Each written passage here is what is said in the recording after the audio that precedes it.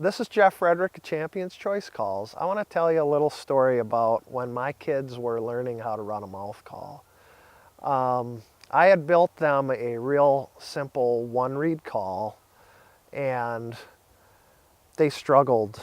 Both my son and daughter struggled with those calls. My son was 6 and my daughter was 8. And they used them, the calls got kind of gross, and they never got a sound out of those calls.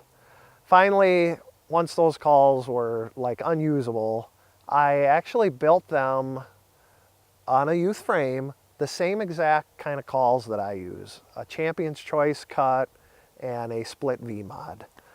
And it was amazing. It was a learning experience for me because once I gave them those calls, they were able to get some sounds out of them shortly thereafter using them.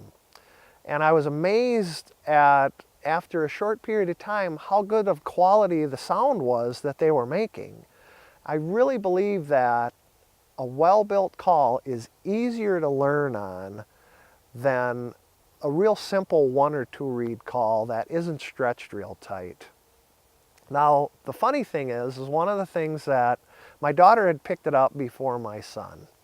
And she said to Robbie, she said, well, it's real easy, Robbie. All you have to do is hiss like a cat.